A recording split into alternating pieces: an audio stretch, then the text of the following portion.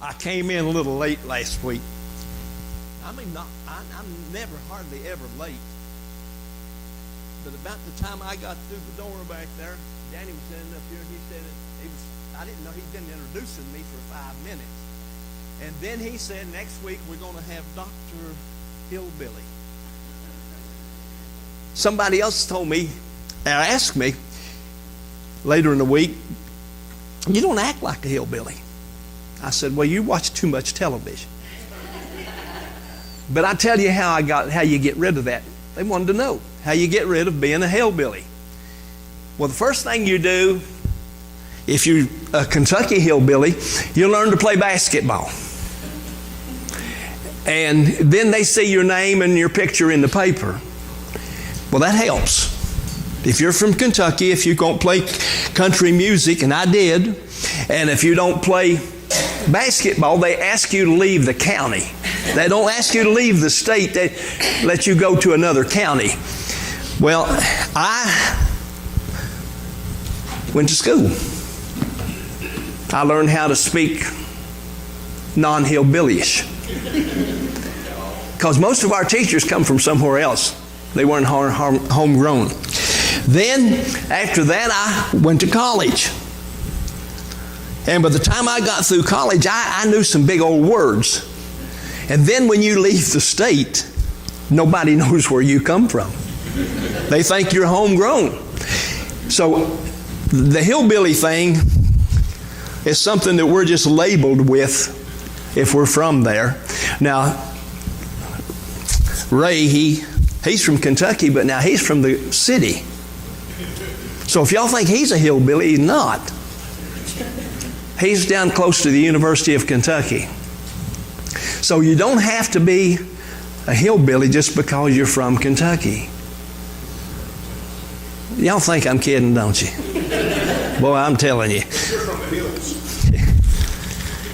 Somebody asked me, well, last year it took about 13 months. Now, about that, those of you in here that went to this class and went to almost all of them, didn't it take us 13 months? And as somebody asked me after that, can't you do something to let me know what it's going to be like in the hereafter without taking 13 months to tell you? And I said, well, yeah, I do. And I said, it happened to me one time. I was asked, how can you say, where can I go in the Bible to find out what really heaven's going to affect me when I get there? And how am I going to understand what it would be like to be in hell if I never go there? Is that something I need to know? Well, that happened to me a long time ago when someone asked me that, and I said, I know where I can go to get an answer. So I prayed about it, and the very next day, God sent me to the book of Luke. Now, I'd been there before, but I hadn't really looked at it like we're going to look at it this morning. Now, in the chapters we're going to look at the first 7 verses in chapter 15, book of Luke. And then we're going to move to chapter 16, beginning with verse 19 in the book of Luke.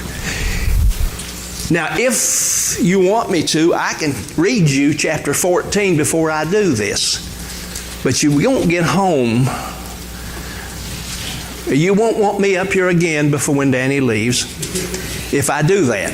Because chapter 14 is a long chapter. So we'll probably look at that chapter on Wednesday night because it's a tough question to deal with. But what chapter 14 says, and you go home and read that between now and Wednesday night. And if you're in that Wednesday night class, you can tell the rest of us. Chapter 14 is a little confusing. It's a tough thing to buy into. It's Jesus trying to tell the people that's following Him and listening to Him, trying to tell Him what He's doing wrong. Now, how would you like to have a chore assigned to you by Danny to go out and tell somebody this week that what Jesus did wrong? That'd be awkward, wouldn't it? But in the verses we're going to read in 15 and 16, we're going to see where Jesus used the hereafter He used it to say, this is what I was telling you in 14. See, Jesus was accused of healing a sick man on Sunday. Well, not really. That was the Sabbath. Was when? It's Saturday, wasn't it? And he tried to explain to them that you could do good on the Sabbath. Now, everybody coming to see him was either a Jew or a descendant of a Jewish family. And so most of the people who went to church back then were Jews. The Romans had parties while the Jews were going to church. Wasn't the same kind of a party that the Jews were allowed to have. Now, turn in your Bible, if you would, to Luke chapter 15. Luke's in the New Testament. Written by one of the most intelligent authors. Probably the only Gentile to write a book.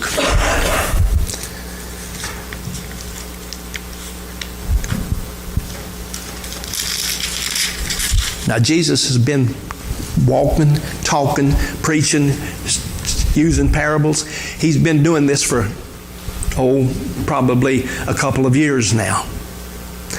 And he's been blasphemed. He's been threatened.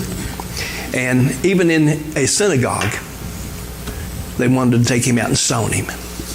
So he wasn't a very popular person. Wasn't a very popular person at that stage of his ministry.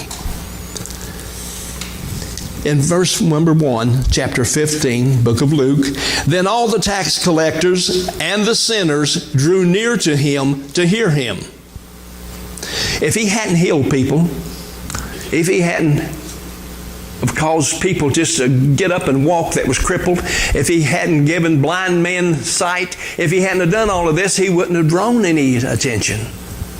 But he was doing things that nobody else had ever done that they knew of. Then all the tax collectors and the sinners drew near to him to hear him.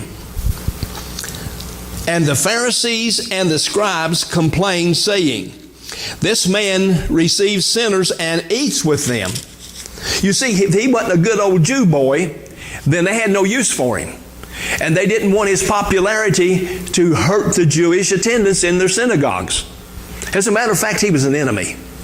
And they made him an enemy. So he spoke this parable to them, saying, everybody know what a parable is? It's a story about something that does happen. All right? What man of you, having 100 sheep, if he loses one of them, does not leave the 99 in the wilderness and go after the one which is lost until he finds it?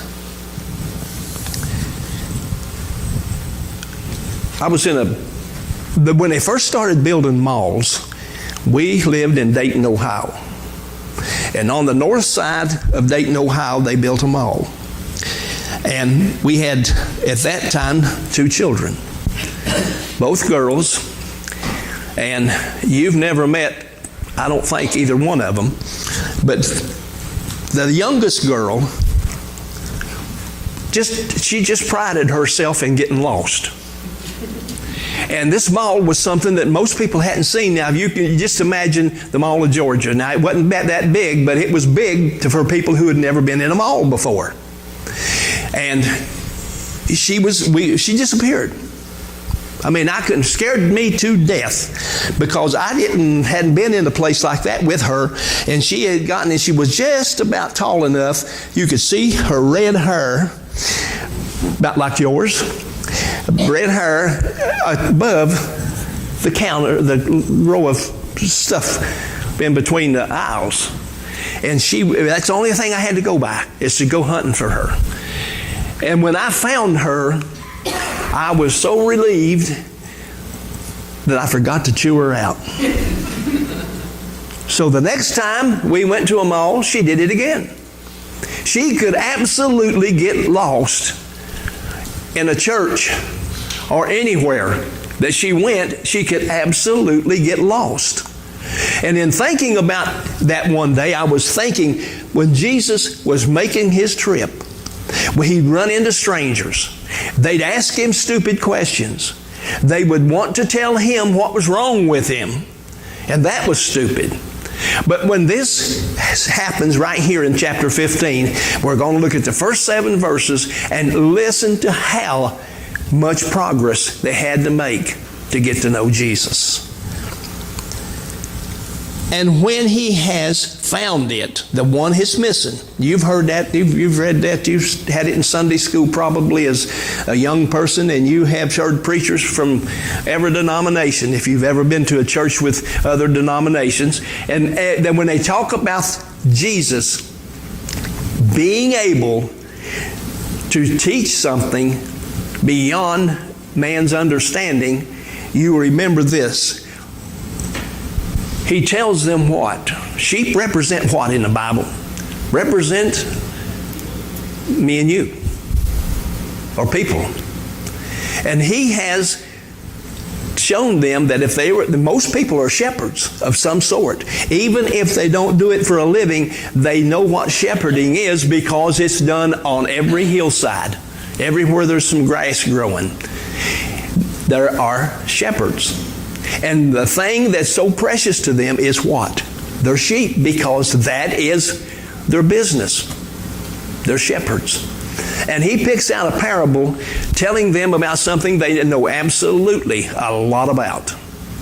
And he's going to try to point out that what he's been doing in chapter 14 is this: I love my sheep.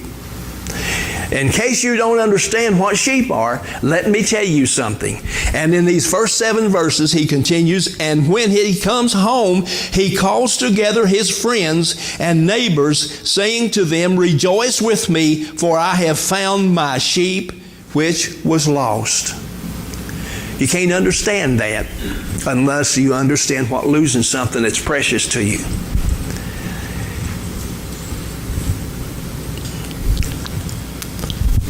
My grandmother lived in Cicero, Illinois. Do you know where Cicero, Illinois is? Nobody in here knows? Did you ever watch one of these Al Capone movies? That was his headquarters, wasn't it? You know where I'm talking about. Well, I went to see my grandmother, and I stayed with her several months. And every time you get out in Cicero, Illinois, you look over your shoulder, you look behind you, and sometimes you can see these limousines pull up in front of these nightclubs. And getting out of these things, you just figure, well, you know, I'm dead.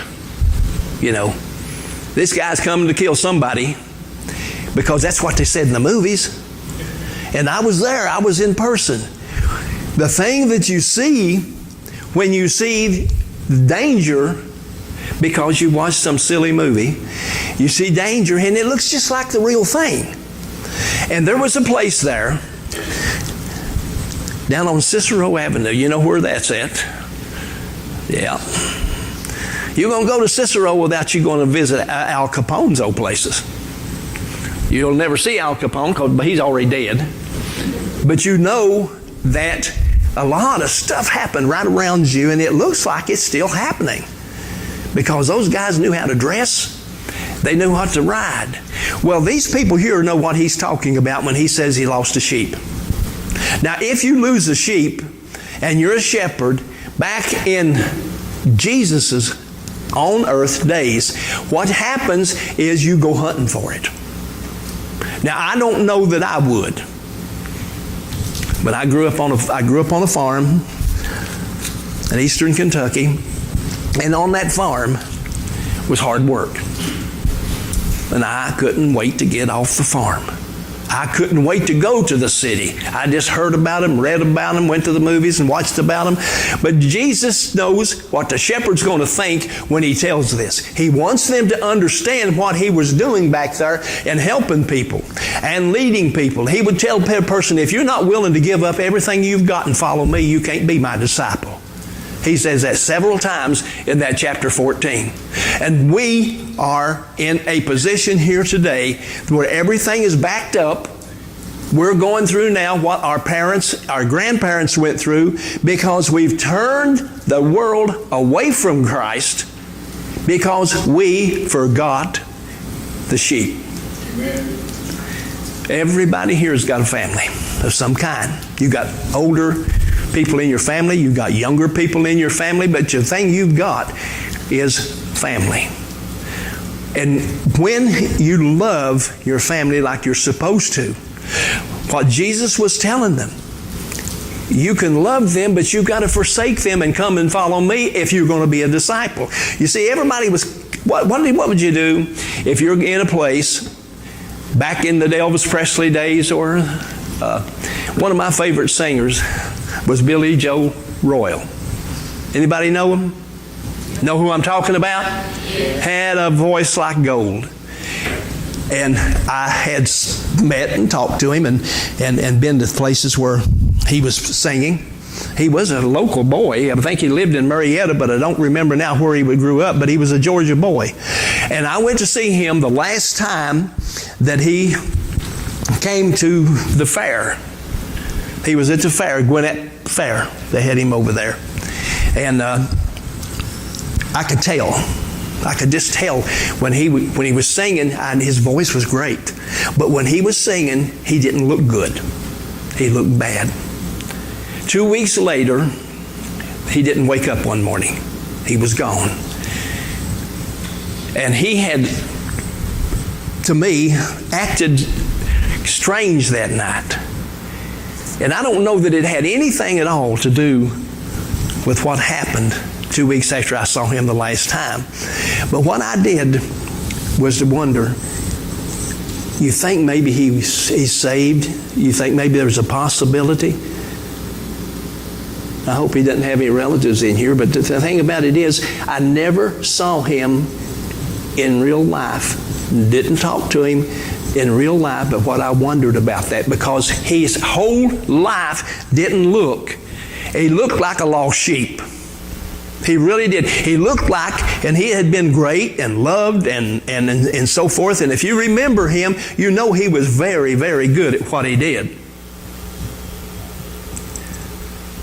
Anybody know who Billy Joe Royal is? One hand way back there in the back. Nobody else knows who he was? Very, very, very high on the hot song list. I mean, he could just melt you. But he had something about him that looked like he was running away from himself. Jesus is going to talk about one sheep that he had and he lost.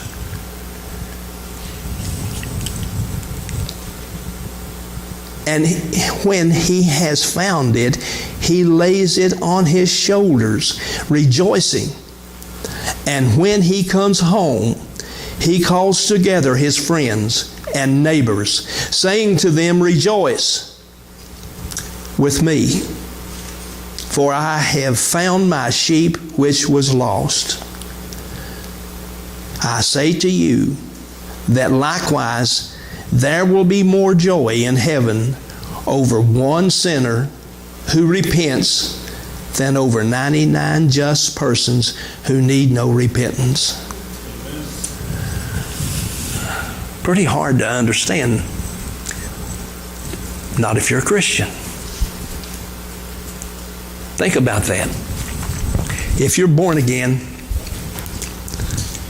go back to that moment just with me just for a moment that you got saved. Now, if you got saved when you're 6 years old, it might not come to you like it will. What if you got saved when you were an adult? Think about that. Every time you went to church, the preacher in eastern Kentucky said, "If you don't get with it, brothers, if you don't get with it, sisters, you're going to die hell." And then the next 20 minutes, he told you what hell was like. And I wondered, what? Well, why don't he tell me what heaven's like?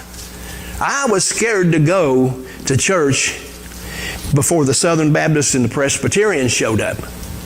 Because the Southern Baptists and the Presbyterians, they kind of talked the Bible, and they talked like I understood. But when I was thinking about what's happening here in this church, when I went to a Pentecostal church, well, that was all there was to go to when I was a boy. And some of the most Christians I ever knew were Pentecostals. But what happened when I'd go, I would get reminded I'm not being held tomorrow because I might die tonight. And that's all I got out of it. And when the Presbyterians opened up a church and the Southern Baptists opened up a church, I went as often as I could because they told you how you could get saved. And they told you what it was like. They didn't give you anything to dance about. They gave you something to be concerned about. And Jesus is telling all of these guys that's come down there, and they're Pharisees and Sadducees, and there's some of them are just priest of priest. They're big shots in the church. And the Baptist church ain't there. The Presbyterians ain't there. And Jesus ain't died and gone to the cross yet. But Jesus knows He's going. And He tells them this. Listen to me now. And when I lose a sheep, I go hunting for it. When you become Christian someday, I will be there. When just before you start doing things you shouldn't do, I'm going to tell you you're getting ready to step in the mud. Now, doing that, He is getting close to these people because He's telling them something they understand. He's telling them something they need to get away from, not get to. I guess probably the biggest thing in the world when you're growing up, Colonel, let's go basic training. I thought I was going to Texas. They were going to send me to Texas. I'd never been to Texas, but all my cowboy stars when I was growing up, they were down. They knew where Texas was. So what happened, I thought I was going to outsmart them. I was told, back then hair was a big deal for a teenager. And I was getting ready to go down to Lakeland, Texas, and I looked at it on the map, and it was almost in Mexico. Boy, can I go down there and have a ball. So I got my hair cut that day. I didn't ask anybody, but somebody told me I had two uncles, two of my mother's brothers that were career people in the military.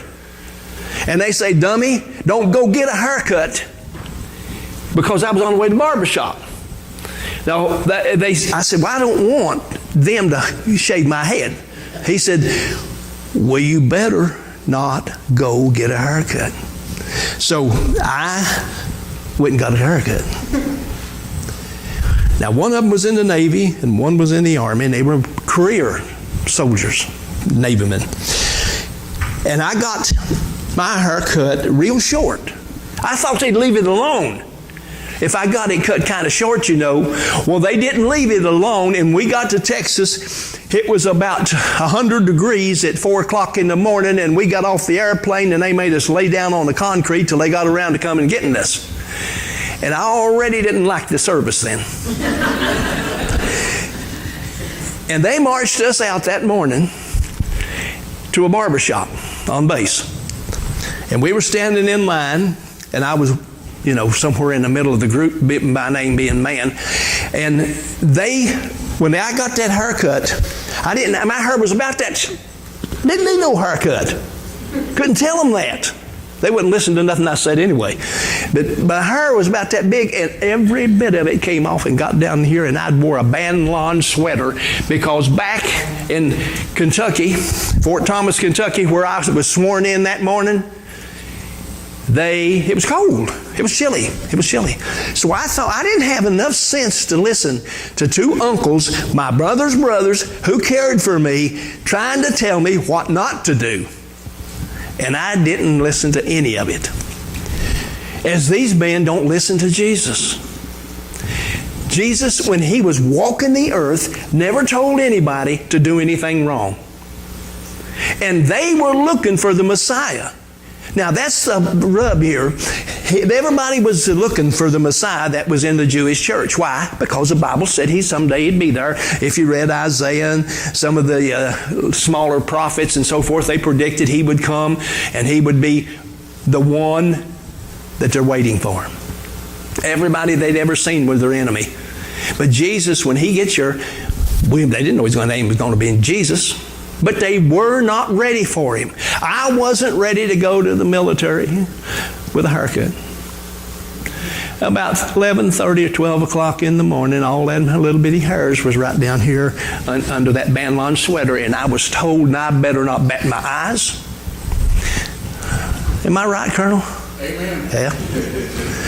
And I was told not to say anything. How you stand still when you got hairs all over your back and it's 100 degrees? I never, ever ignored a sergeant. I didn't get to talk to many. I didn't get to talk to any colonels. You guys did. I mean, you know who I was and who you were. There were no conversations to have. But I'll tell you this, I learned from that. What did I learn? Listen to somebody that knows. And then we got a sergeant. The Air Force and the Army was separating about that time. Now, some of you are bobbing your heads and you don't know what I'm talking about. I know you don't.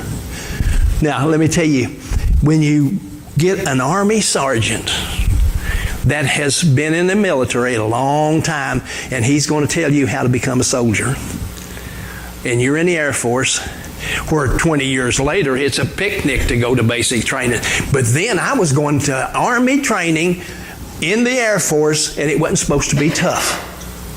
Wasn't supposed to be tough. Jesus is telling his best friends. He sends out and tells them to come over there because he's got people that do not believe. He's got two brothers, at least two brothers that don't believe he's Jesus Christ, the Son of God. They believe he's a good guy, but his brothers didn't believe him. A lot of people that knew him didn't believe, and he sends out and gets his friends and he gets them over and say, now listen, I lost a sheep. I got a whole bunch of them. What happened then? I went looking for this one. Because of what? Today, there are more lost sheep in the church than at any time in the history of the Christian church. And we're going backwards. And I didn't come in here today to tell you things that you don't want to hear. But Jesus said this a long time ago, before he ever had gone to Calvary.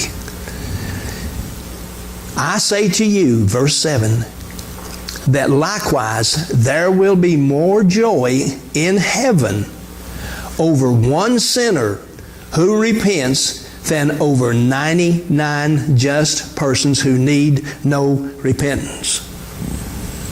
Now what's the big deal there? The big deal is this. Them 99 already had their reception into heaven. They had already gone on. And they were now in joy in heaven. But that one that got lost represented the lost and hell-bound. So when Jesus said, I got that little fella before he got killed, before somebody stole him, whatever. When I got my hands on him, I brought him home knowing what? He convinced that one sheep to believe in him. And believing in him kept it out of hell. Now these people that he's talking to don't want to hear that because they don't want him as the Messiah. He is not what they want. See, most of them have money, have position, have power, and Jesus don't. He's going from mountain to mountain, valley to valley, lake to lake, and he's sending out his disciples to preach the gospel and bring them home. But that one that got away from him had to be brought home because he represents salvation in the lost. Now look in flip over to chapter 16 and verse 19. I'll try not to run off at the mouth too much on these because there's a bunch of verses in there that helps. And we'll read some of them. Look at verse 19. And there was a certain rich man who was clothed in purple and fine linen and fared, was a big old word, What does it say? What's that mean? Got a whole bunch of stuff. Yeah, he just filthy rich.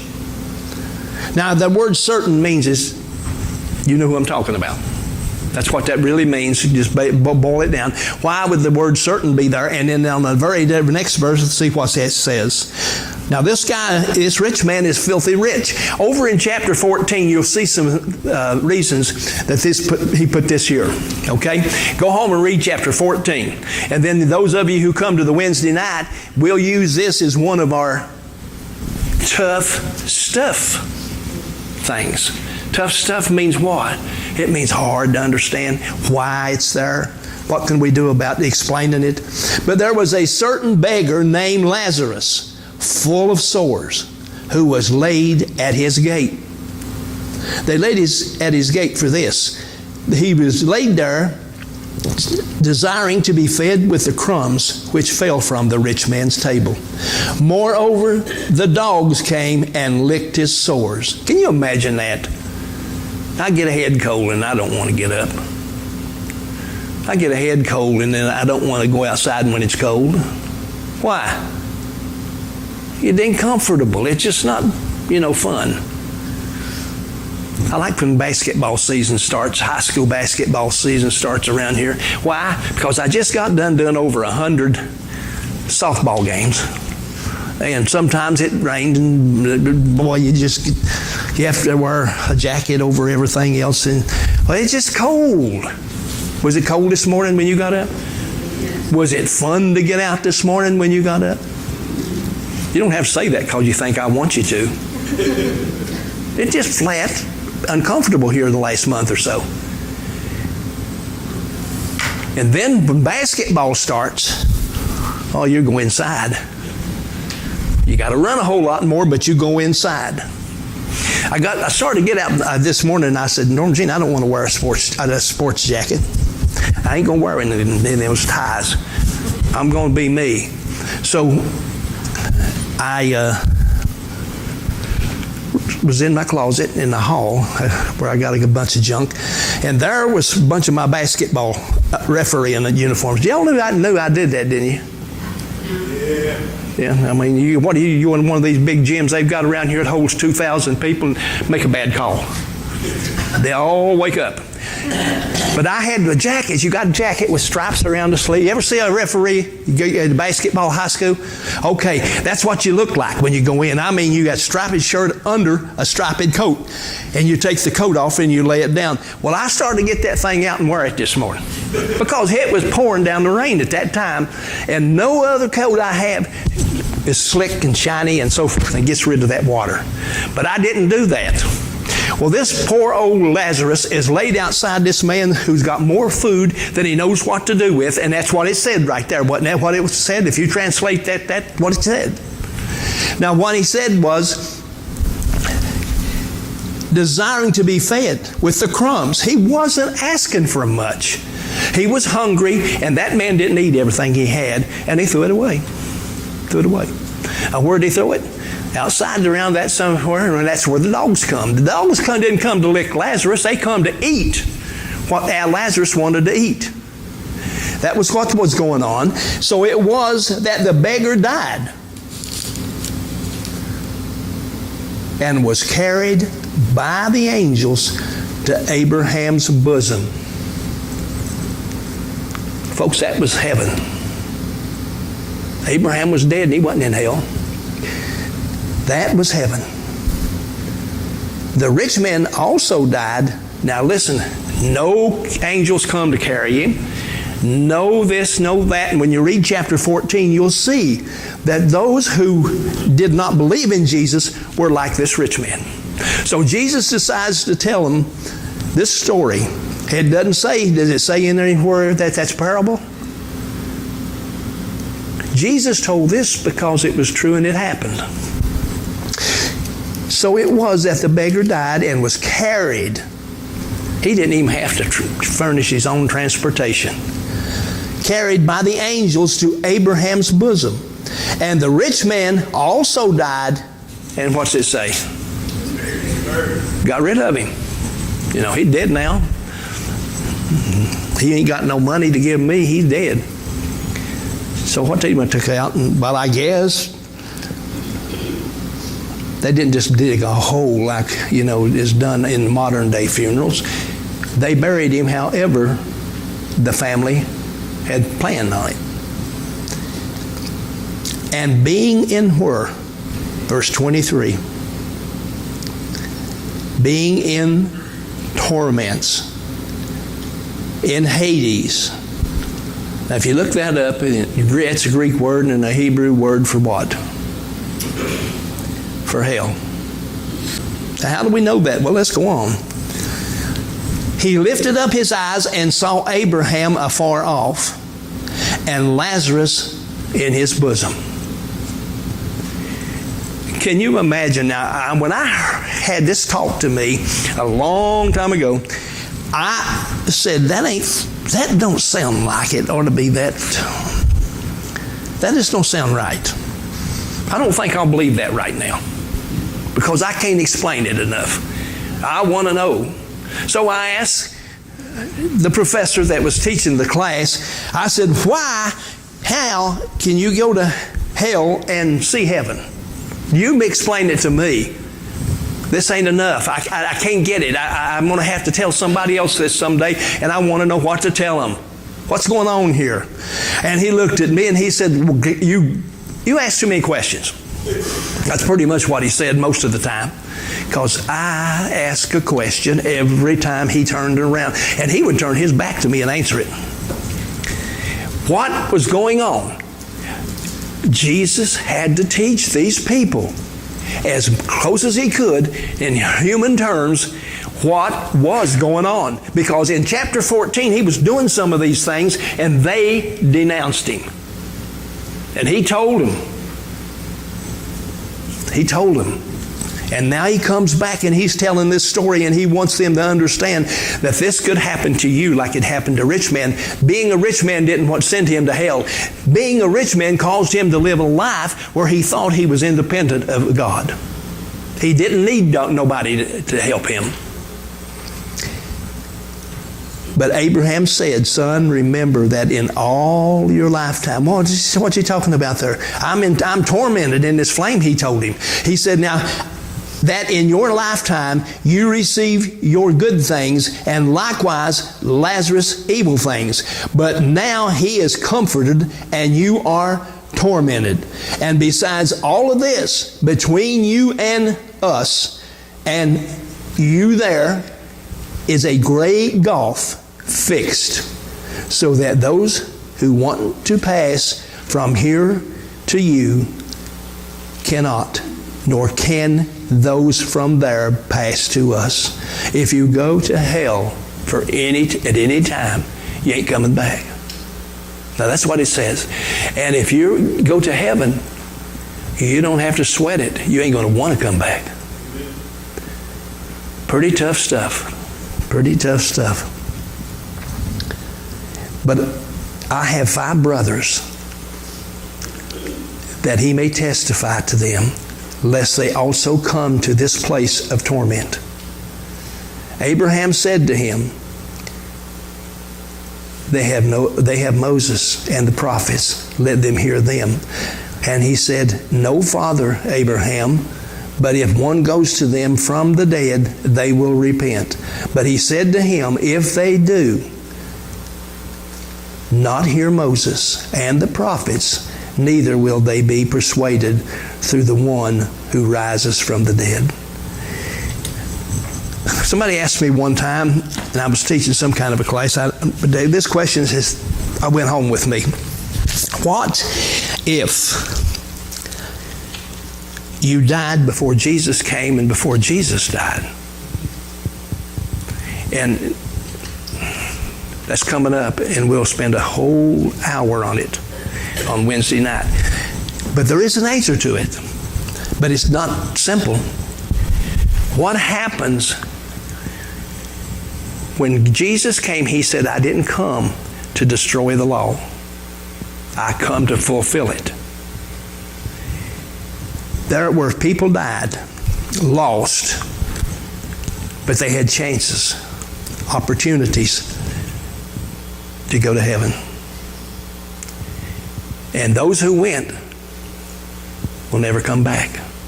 That's not new, but that's the way it is today. What time is it? About 22. That's one of the newfangled clocks. I know it don't have one. Well, I got 5 more minutes, but you know what I'm going to do with it? Read chapter 14. Then read 15, 1 through 7. Then go reading verse 19 out of chapter 16. And when you do that, you're going to read what Jesus himself said about getting saved. About what Jesus said about your family that's not saved. When I got done learning what I gave to you this morning, I had to do it for 2 reasons. One, I needed a good grade. And the other reason was, it's real. It's real. There's people today that you know and you love, and you know who I'm talking about, because I don't know who I'm talking about, but they are lost, and you know it. And then there are people who you know that got saved and it changed them. Hopefully, like it changed you. But you don't want to go to a place where you're tormented. And you don't want to be trying to get your brothers that you left behind saved after the fact. Just understand in all of these verses, Jesus himself taught this lesson.